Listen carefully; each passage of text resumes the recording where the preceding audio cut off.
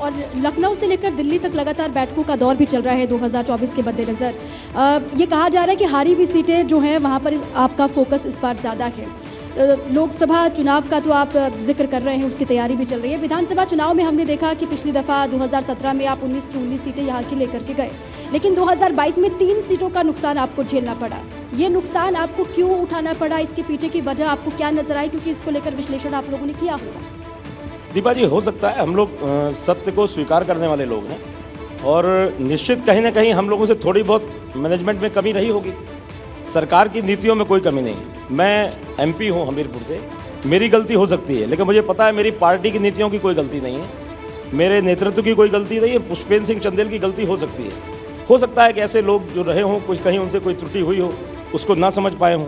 क्योंकि हमारे यहाँ वैसे बड़ा जो वजनदार लोग हैं, सक्षम लोग हैं, समर्थ लोग हैं, ईमानदारी से काम करने वाले लोग हैं, उन्हीं पर भरोसा करके पार्टी उनको टिकट देती है और कार्यकर्ता अपने सर पे बैठा करके चुनाव लड़ता है। हमारी पार्टी वो नहीं है। मैं आपको दीपा जी बताना चाहता हूँ, वीरेश जी भी सब जानते हैं, अन्य दलों के चुनावों में बुंदेलखंड में देखा, कहीं पैसे बांट करके, कहीं शराब पिला करके, बेहोश करके, पहले पैसे के दम पर सत्ता में आए और सत्ता के दम पर फिर पैसा, फिर पैसे से सत्ता, फिर सत्ता से पैसा, ये खेल चलता था। और उसके बाद जनता से, व्यापारियों से, अधिकारियों से लूट खसोट करके उसके बाद उसके पैसे की ताकत को दिखा करके सत्ता में आने का काम करते थे। तभी आज तक बहुजन समाजवादी पार्टी और समाजवादी पार्टी की सरकार कभी रिपीट नहीं हुई। और मैं दावे के साथ पर आपके कैमरे पर बोल रहा हूं, कभी जिंदगी में मतलब रिपीट होने की बात छोड़ दीजिए। अब समाजवादी पार्टी, बहुजन समाजवादी पार्टी और कांग्रेस पार्टी, तीनों बड़ी पार्टियां हैं, उत्तर प्रदेश में कभी भी सरकार नहीं बना सकते हम लोगों के जीवन काल में। ये हमको पूरा भरोसा है। क्योंकि जिस प्रकार का उनका कार्यशैली है, रही है काम करने की। आप ऐसी बात कह रहे हैं और सामने प्रदेश अध्यक्ष हैं कांग्रेस के, पूर्व केंद्रीय मंत्री और सांसद रहे झांसी के, तमाम पार्टी के कार्यकर्ता नेता यहाँ हैं कांग्रेस के, उनको बड़ा निराशा होगी और वो 80 सीट दे रहे थे, वो जिता रहे थे। आप कह रहे हैं कि वो रिपीट ही नहीं करेंगे, कभी आएंगे नहीं। खाबरी जी वीरेश जी एक मिनट में एक समय लूंगा। आपने नाम लिया, ये नहीं, हम लोग बहुत मर्यादा के साथ काम करने वाले लोग हैं, शुचिता से काम करने वाले लोग हैं, बड़े मन से। प्रदीप जैन आदित्य जी बैठे हैं, भले ही वो कांग्रेस पार्टी के हैं, उनका पूरे बुंदेलखंड में बहुत सम्मान है।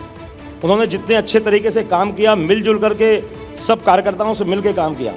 अगर ऐसे लोगों को कांग्रेस पार्टी आगे बढ़ाती तो निश्चित रूप से उनकी सीटें हम मान भी लेते कि 4-5 सीटें आ जाएंगी। भाई लेकिन आप इतने होशियार हैं और इतनी बीजेपी में सभी लोग होशियार हैं। नहीं, आप लोग इसीलिए चुने जा रहे हैं लगातार। ये ऑपरेशन लोटस जो है, कमल, वो आप लोग इधर भी करेंगे क्या? नहीं।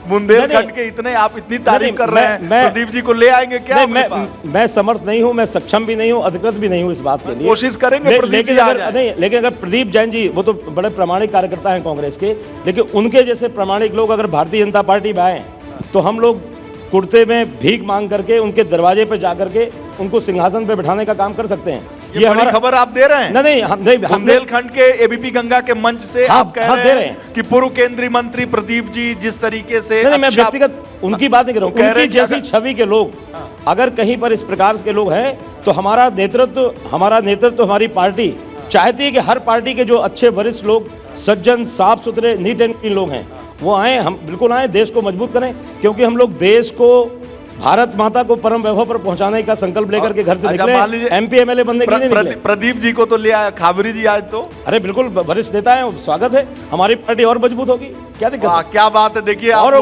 बड़े 80 सीटें जीतेंगे, बड़े अंतर से जीतेंगे। भारतीय जनता पार्टी कितना उनके पास अवसर है, अभी 24 से पहले अवसर है, स्वस्थ राजनीति। और अब मैं तो बहुत मुरीद हो गया आप, क्योंकि बात बहुत साफ साफ कर रहे हैं। बताइए प्रदीप जी, ये तो खुला ऑफर है कि आपकी जो छवि है बुंदेलखंड में जो आप राजनीति करते हैं, ये बुला रहे हैं कि व्यक्तिगत तो हर आदमी आपकी तारीफ करेगा। व्यक्तिगत आपकी छवि जो है उसको कोई नहीं इग्नोर कर सकता है। आप लोगों की जो व्यक्तिगत छवि है, पार्टी की नीतियों से, कांग्रेस वाली छवि आपकी व्यक्तित्व से।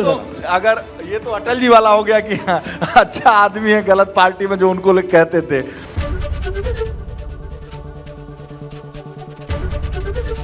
एबीपी गंगा, खबर आपकी, जुबान आपकी।